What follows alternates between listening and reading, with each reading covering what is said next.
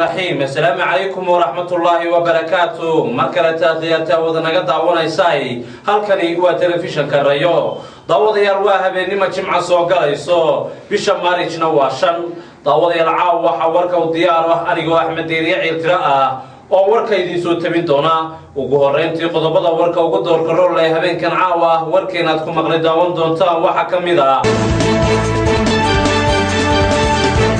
waxa maanta si rasmi ah loo dhagax dhigay dhismaha 215 guri oo loogu talagalay dadka danyarta ah ee ku nool ama barakacayaasha ku dhaqan magaalada Boorame ee caasimadda gobolka Awdal. wasiirka wasaaradda warfaafinta Soomaaliland Maxamed Daahir Cagusana waxa uu jawaabada ka bixiyay hadal ka soo yeedhay ama madalsha loogu magac daray isbahaysiga xisbiyada mucaaradka Soomaaliland oo ay ka mid yihiin UCID iyo wadani oo maalintii shalay ahayd isbahaysi cusub samaystay. xoogan ayaa waxay ka socdaan deegaanka Gurayceel ee ku yaala koonfurta dalkaasi Soomaaliya. sidoo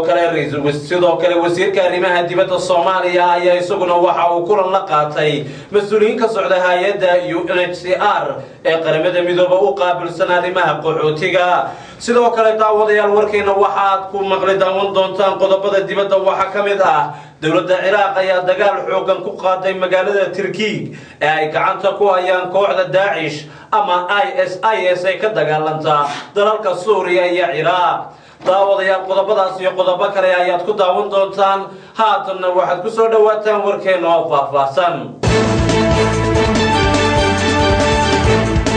waxa maanta si rasmi ah loo dhagax dhigay dhismaha 215 guri oo loogu talagalay dadka danyarta ah inay ka faa'iideystaan kuwaas oo ay ku jiraan dadka iyagu barakacayaasha ee ku dhaqan magaalada Boorame ee caasimadda gobolka Awdal. xafladda maanta dhagax dhiga ayaa waxa ka soo qayb galay maamulka heer gobolka heer degmo iyo mas'uuliyiin ka socda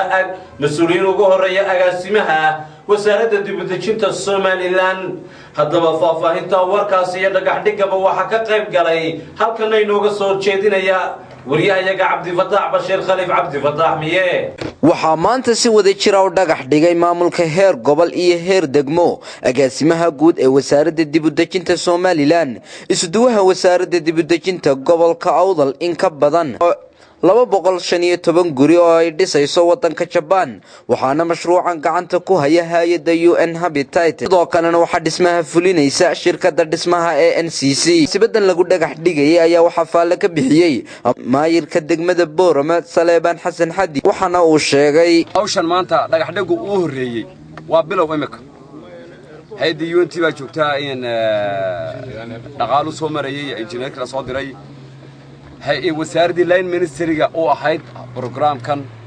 ila wasaaradii qoyska dawladii hoose oo monitoringkii hawshan degmada ay ka fuleysay aan leenahay lagu in badan baa lagu mashquulsanaa engineer haday tahay xildhibaan haday tahay hawshaas sidii loo turxaan bixin lahaa halkaas SSB ku jira dad ganacsato ayaa iibsaday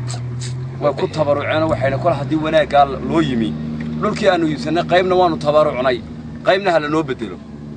الحمد لله واحد إلهي لوجو حمده يجعلون دعينا إلهي واقبله حولنا وبركة. سلطان حسن حدي بادي أقاسمها وسارة دبدجنت الصومالي لنا أحمد جبريل إنجنير كسعودي هايدا UN Habitat مسؤول سري أو كسعودي الشركة در اسمها فولينيسا NCC أيا جودها هم بسود ويد اسمها يا شاسي. دول كان واصدان ربحناي واصد هدي الله رهدو دل يردي يهدي له ضياشي بعود بحيين إلهي هكا أجر سيئة عدي سمين لهيدي إناد هكا سميسو عدي كهوغا سميسو وعمل شيء كوير مقلي إنه وحكير وحن لا يهلكا وحكدقيا هدي داقادي كدناتو ميشا نين إطالوها يودي ودسنكرا مجيرو هدو بيت المي وأفبيلو عد ساري كرتا مجرو نين إطالوها يا مجرتي ومساكين تا ميشا ودا جوكتي نمكينا واي بحياني لما يبين وعلانا وحيكو كمان يقولي في عنها هيران يقولنا الدين لا يرادو هالله ردعيو هالله مهضقو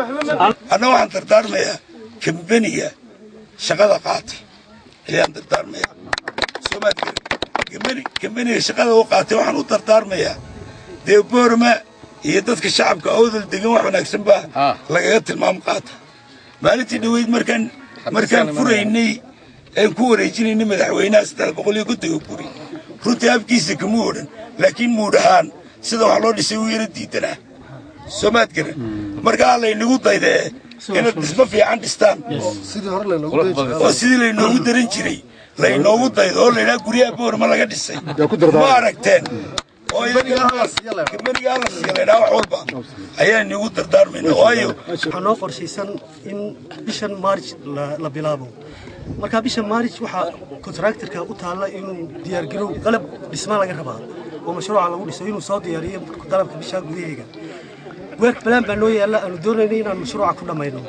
laga bilaabo bisha Abriil ilaa bisha August 5 bilood ayuu mashruucu soconayaa waxaan rabnaa in bishii la dhameeyo 43 guri uu maqlayaa contractor idinkuna waad maqlaysaan waxa uu targetka iyo maxaa hay'adaha higsiga meeshaan higsanayno waad la ogaanaysaan waad lagu garab galaysaan waadna taageeraysaan collaboration-kiina iyo moogta iskaashigiina waan u baahanahay sidaasaynu isku ogaanaynaa annaguna waxaan ku ducaysanaynaa in ilaahay nagu fuuleeyo nahay qaatay dhismahan NCC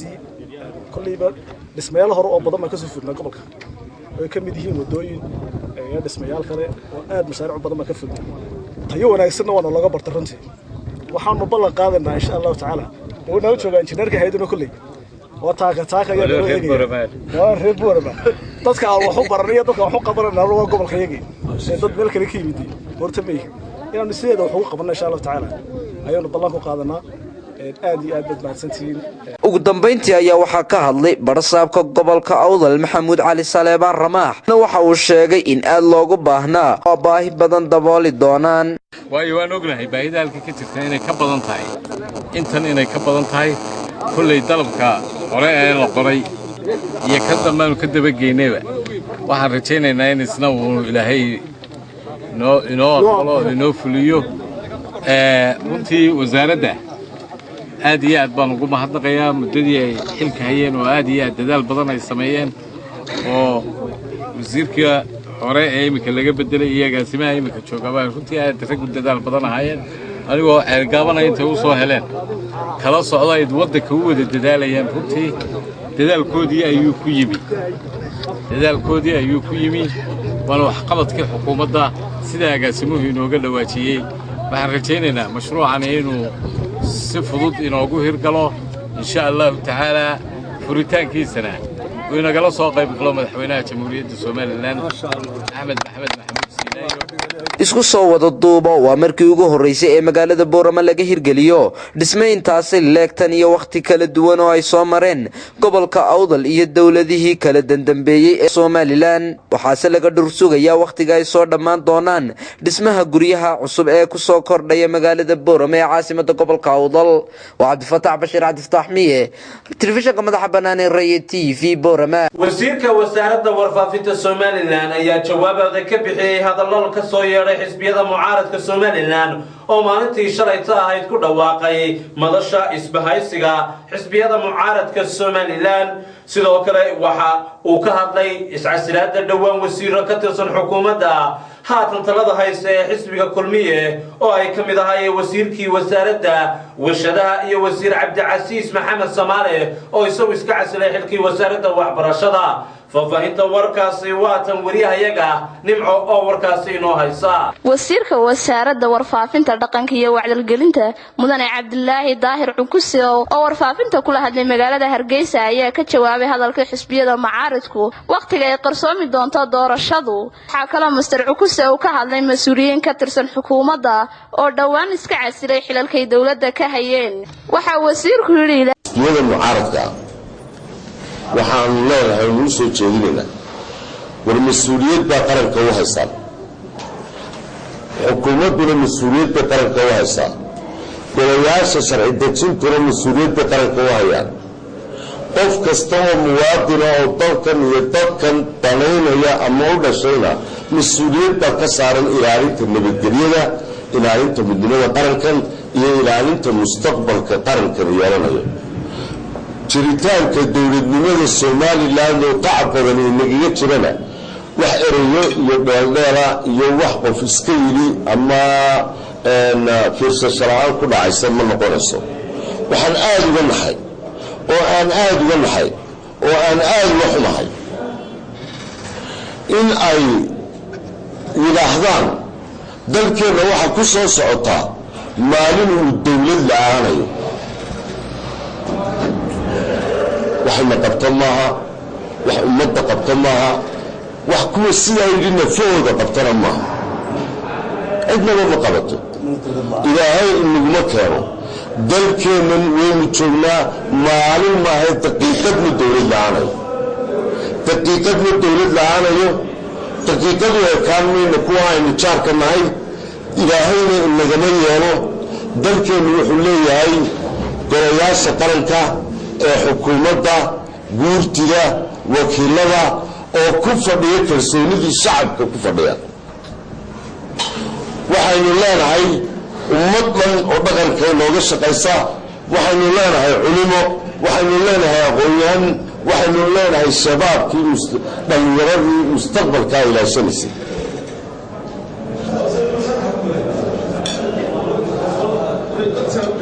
dhallinyaradii mustaqbalkaa ilaashanaysay banu leedahay.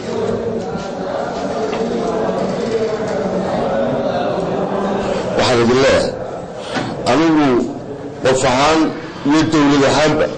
waxaanu idiin soo jeedinaynaa oo aanu idinku celcelinaynaa ereygan ah dawlad la'aan baanu anagu ma aqoonsanayno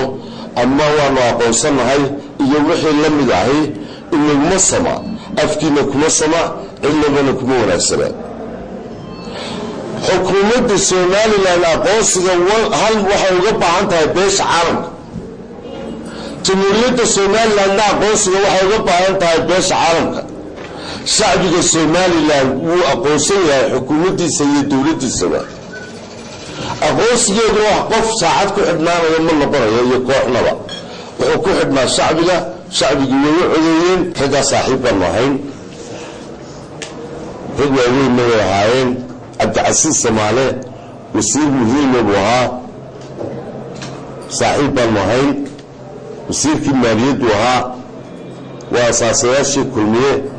iminkana maan maqal inuu yidhi xisbiga kulmiye waan ka baxay. mana filayo isaga inuu yahay qofka yidhi dabaaqiin baa badan iyo dabaaqiin baa yar. cabdicasiis samaalena waxaan leenahay waa xisbiga kulmiye. kulmiyena weligii buu isqabtaa. marka dambena siday noqdo waa taqaanaan. wakti badan inayda kaga libana idiin soo jeedin maayaan. abiib diiriye haddaad doonaysaan inaynu wax nidhaahno abiib waxba ma odhanayno. abiib adeer waxa uu xukuumadda hal mas-uul bay leedahay, waa madaxweynaha jamhuuriyadda somalilan. maalintii markuu isaga magacaabay hadduu u yaqaanay kuu keliya, markuu maanta ka tegayna waa kuu goon isaga ah. markuu isaga la magacaabayna hadduu qurux badan tahay madaxtooyadu, markuu cabdicasiis ka tagana ay la fool xumaato. adigu waxaan leenahay meesha kuu goon baa jooga. daawadayaal weli halkaasi aad nagala socotaan iyo waa telefishanka Rayo. wararka kale iyaga magaalada Hargeysa aan idinka haynana waxa kamid ah wasiirka wasaaradda caafimaadka Soomaaliland Saleebaan Ciise Axmed Xaglo Toosiye ayaa maanta xilkii u kala wareejiyay wasiir ku-xigeenkii hore ee wasaaraddaasi caafimaadka Soomaaliland Marwo Nimco Cismaan Qowdhan oo uu wareejinaysay wasiir ku-xigeenka wasaaradda caafimaadka dhawaan madaxweyne Silaayo u soo bedelay wasaaraddaasi Xasan Daahir Dhimbil. munaasabadan xil wareejinta ayaa waxa ka soo qayb galay xildhibaanna ka socda golaha wakiilada Soomaaliland iyo marti sharaf kale. ugu horeyntii xil wareejintani waxa ka hadlay agaasimaha guud ee wasaaradda caafimaadka Soomaaliland waxana uu sheegay wasaaradda ilaahay inuu la kaashanayo. wasaaradda hadafkeedu waxa weeye in la horumariyo cududa shaqaalaha ugu horeyn oo la helo shaqaale caabiyeysan oo tababaran si ay u gaarsiin lahayn adeeg caafimaad oo hufan goobaha dhammaantood. sidoo kale sidii loo heli lahaa maamulayaashii iyo leaderskii hogaamin lahaa meelaha kala duwan. sidoo kale sidii loo heli lahaa xog joogto ah oo aynu ka helno meelaha iyo goobaha kala duwan. xogtaasoo markaa lagu salayo inta badan sidii loo heli lahaa adeegyo caafimaad oo hufan. wasiir ku-xigeenkii hore ee wasaaradda caafimaadka Soomaaliland Marwo Nimco Cismaan Qowdhan ayaa iyaduna halkaasi ka hadashay, waxaana ay u mahadcelisay dhammaanba shaqaalihii muddada ay joogtay wasaaraddaasi ay la soo shaqaynaysay. jiriska iyo hadday yihiin shaqaalaha xarunta ee aan la soo shaqaynayay muddada 4 sannadood iyo barka xilkuna waa meerto oo qofku bulshada loo shaqeeya waan aad baan ugu faraxsanahay runtii mar labaad waxaan u mahadcelinayaa shaqaalaha xarunta dhexe wasaaradda caafimaadka oo aanu si aad u fiican muddada u soo wada shaqaynaynay waxa kale oo mahad u celinayaa hay-adaha la shaqeeya wasaaradda caafimaadka hadday yihiin hay-ada dawliya iyo hadday yihiin hay-ada wasiirka xigeenka wasaaradda caafimaadka Somaliland Xasan Daahir Dhimbiil oo isagoo halkaasi ka hadlayna waxa uu sheegay waxaan leeyahay waxaan ka mid ahay waxaan ku soo biiray tiimka ka shaqeynaya wasaaradda labak guriga la dhisayo mid ka mid ah uba argay dhacwa waxdaga u baan anuguna ku soo biiray inaan la shaqeeyo ninkeedii wax ma qabto ummaddu waxay u qabataa waxa weeye wadajir wada shaqayn iyo ka duulay hadaf gooni hadaf keliya ka duulay marka waxaan diyaar u ahay inaan runtii qalbi furan iyo si farxad leh aan u soo dhaweeyo saaxiibadeeda cusub ee wasaaradda aniga wasaaradda ka shaqayn jiray iyo wasiirka ugu horeeya wasiirka iyo asbaab iyo dhammaan shaqaalaha weynaha ugu dambeyntii munaasabadani waxaa soo xidhay wasiirka wasaaradda caafimaadka Somaliland Saleebaan Ciise Axmed Xaglo Toosiye guud ahaanna waxa uu mahad celiyay wasiir ku-xigeenkii hore ee wasaaradda caafimaadka Somaliland Nimco Cismaan Qowdhan oo uu u mahadnaqay muddadii ay la shaqaynaysay wasiir ku-xigeenadii hore ee caafimaadka Nimco Xuseen Qowdhan oo wasaaradda joogtay in ku dhow 5 sano inta ay joogtayna runtii qabatay wax weyn ka qabatay wasaaradda waxqabadka ay lama waxaan ka qabatayna shaqaalahooda oo ka qiraya appreciationkooda hadda guddoonsiiyey muddo aada u dheer bay ahayd waxqabadka wasaaraddu 5 sannadood ama intii ku dhoweyd 5 sannadood aada iyo aad buu u kacay aada meel sar u gaadhay نبغى نروح كم إذا هيك مسؤولين في وزارة جالسية وزارة أو كيم كمرئيس مكون كم هذا غير نبغى حوشة ونحسن أي وزارة دوسة رئيسي يدل أي شوتي وحن كرو أي وزارة كلها تقتنع إلى وحوين كل دجال حوجنا يا كذا عيديجان كجوري عيلة كترسن كويا لا كونفورت دالكاسي سوماليا sidoo dhinaca kalena wararka aan ka helayno magaalada Muqdisho ayaa waxay sheegayaan in maanta ay kulan ay yeesheen wasiirka wasaaradda arrimaha dibadda Soomaaliya iyo mas'uuliyiin ka socda hay'adda UNHCR ee u qaabilsan qaramada midoobay arrimaha qaxootiga kuwaas oo ka hadlay Soomaalida qaxootiga ee ku xareysan xeryaha haddaba wararkaasi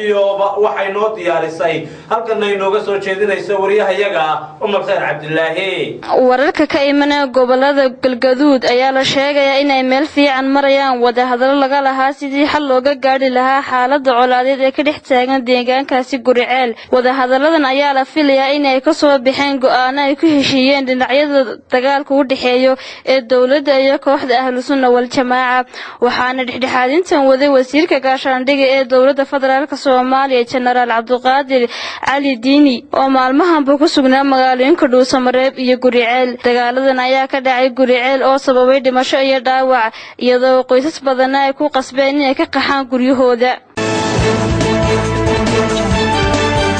wasiirka arrimaha dibadda ee Jamhuuriyadda Federaalka Soomaaliya Dr. Cabdisalaam Hadli Cumar ayaa maanta xafiiskiisa ku qaabilay wakiilada hay'adaha qaramada midoobay ee arrimaha qaxootiga UNHCR u qaabilsan Soomaaliya oo ay ka wada hadleen kaalinta ay hay'adahaasi ka qaadato arrimaha qaxootiga Soomaaliyeed ee ku kala nool wadamada Kenya, Ethiopia, Djibouti iyo Yemen. Dr. Cabdisalaam Hadli Cumar ayaa sheegay in Soomaaliya higsanayso sidii ay u soo ceshan lahaayeen kaalinta ay ku leeyihiin gobolka bariga Afrika si ay u noqoto dawlad nabadeed iyo deganaansho ku caan ah kana maarmaan loolanka dhiigu ku daatay iyo dagaalada sokeeyay hay'adda samafalka qaxootiga ayaa dhankeega sheegtay in kaalmo samafal ah siinayso ay gaarsiinayaan qaxootiga Soomaaliyeed si loo yareeyo dhibaatooyinka ku haysta dalalka shisheeye ismariwaa xooggan ayaa hadheeyay wada hadaladii looga gol lahaa in lagu soo afjaro colaadda 14 bilood jirsatay ee ka taagan waddanka koonfurta Suudaan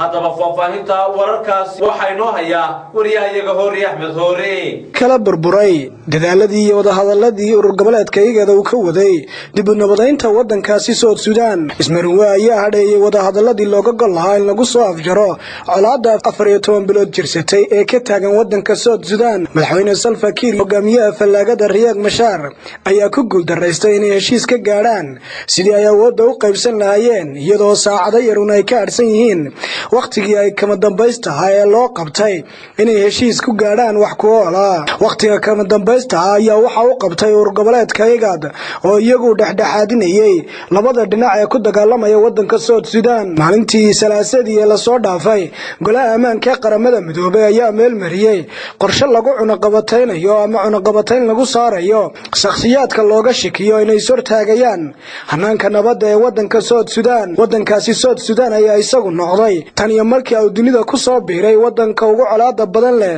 garaana dalalka bariga Afrika dalkan cusub ayaa nabadiisu ay cirka isku shareertay kadib markii qabiilada wadankaasi wada degani ay labada siyaasiye ugu cadcad ee Riek Machar iyo Salva Kiir madaxweynaha ay kala raaceen haddaba xaaladdan wadanka South Sudan ayaa la saadaalin karin haddii lagu guuldareystay saami qaybsigii dawladda midnimo qaran lagu soo dhisayay ee urur goboleedka IGAD midowga Afrika qaramada midoobay iyo dawaylka caalamku ay ku dhiirigeliyeen hogaamiyaasha siyaasadda ee wadankaasi South Sudan labada nin oo saaxiibada u ahaan jiray ayaa ku guuldareysanaya markii afraad inay wada hadal rasmi ah ay ka gaadhaan colaadda u dhaxaysa labadaasi siyaasi waxaa dhaawac soo gaaray safiirkii Mareykanka u fadhiyay dalkaasi Kuuriyada Koonfureed kadib markii uu soo weeraray aan ilaahdee nin isagu hubaysan faahfaahinta wararkaasi waa kan markaleeto wariye Hoori Axmed Hoori dooyinka ugu dambeysay safiirada dalalka dibadda ka fadhiya dalka Mareykanka weerar kala duwan lagu soo qaadayay ayaa waxa saaka dhaawac soo gaaray safiirkii dalka Mareykanka u fadhiyay dalka Kuuriyada Koonfureed kadib markii uu weerar ku soo qaaday nin muddo ku hubaysani ambassador Laberta ayaa subaxnimadii Khamiista ee saaka ka qayb galayay munaasabad ka dhacaysay bartamaha caasimadda Kuuriyada Koonfureed ee magaalada Lyosi ninkan midida ku hubaysna ayaa ku weeraray safiirka xilli uu kursi kamid ah kuraastii marti sharafta ku fadhiyay ee wadankaasi xafladda ka socotay ninkaasi ayaa ku dhawaaqay ereyo ka dhana Mareykanku waa inuu naga joojiyaa dowladtuska military oo la samaynayo dawladda Kuuriyada Koonfureed ninkan weerarka ku soo qaaday oo ku labisnaa dharka hidaha iyo dhaqanka dalkaasi Kuuriya ayaa sheegay inuu doonayo inay midoobaan labada wadan ee colaadu ka dhex taagan tahay ee Kuuriyada Koonfureed iyo tan waqooyi safiirka ayaa la sheegay in dhaawiciisa loola cararay isbitaal wadankaasi ku yaala si dhaawiciisa loola tacaalo iyadoo inta badan mididani ay ka soo gaadhay ama weerarkan lagu soo qaaday safiirka dhaawacyada ka muuqdaayeen kuwa wajiga iyo gacmaha iyo dhabarka inta badan ay ka gaadhay mididii uu ninkaasi ku soo weeraray imikana safiirka lagula tacaalayo isbitaal ku yaala wadankaasi Kuuriyada Koonfureed dawladda dalkaasi Ciraaq ayaa waxay weerar duulaan ah ay ku qaaday magaalada Tirkiig ee ay gacanta ku hayaan xoogagga Daacish ee ka dagaalama dalalka Ciraaq iyo Suuriya iyadoo magaaladaasi uu ku dhashay madaxweynihii hore ee dalkaasi Ciraaq Saddam Hussein faahfaahinta wararkii ugu dambeeyay ee dagaaladaasi waxa isku keesoo dubaliday wariyahayaga Ibraahim Cabdillaahi Ibraahim Suxufi waxaa sii kordhaya welwelka laga qabo dagaalada ka soconaya magaalada Tigriid ee ku taala dhinaca waqooyi ee dalka Ciraaq halkaasi oo ay dagaal culus ka wadaan kooxda Daacish ee ka dagaalamaysa wadankaasi Ciraaq iyo dalka Syria waxaa sidoo kale walaac aad u xoogan laga sii muujinaya korarka ku imanaya dhibaatooyinka haysta dadka shacabka ee ku dhaqan magaaladaasi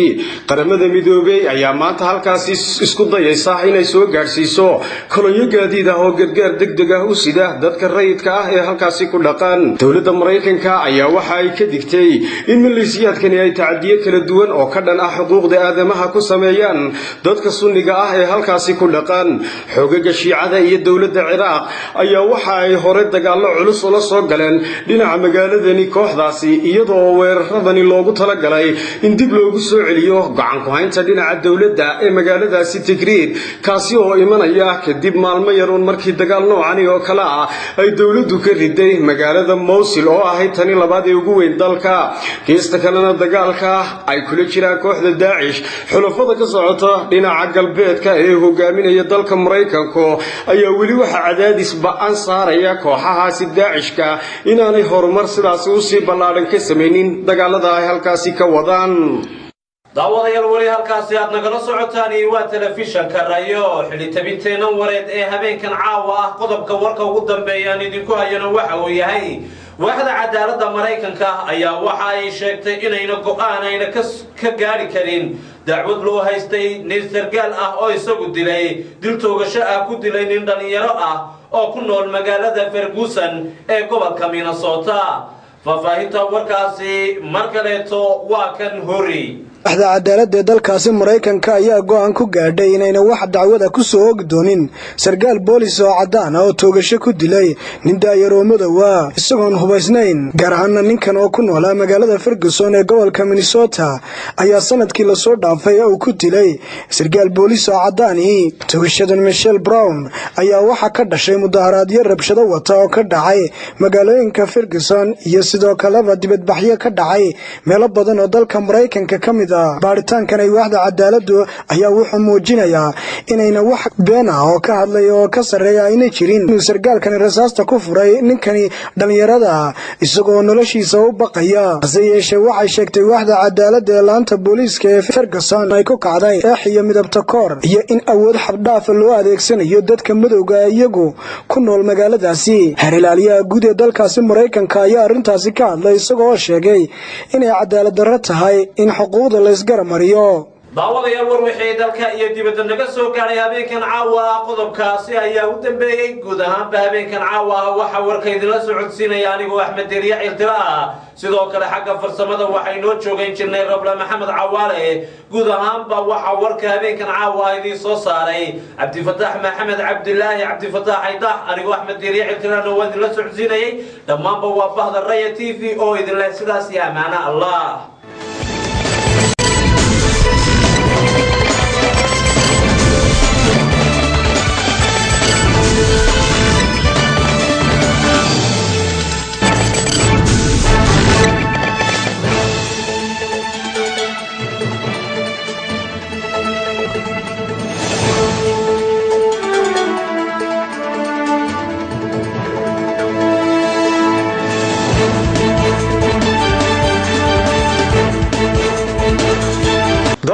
imikana qadar baafin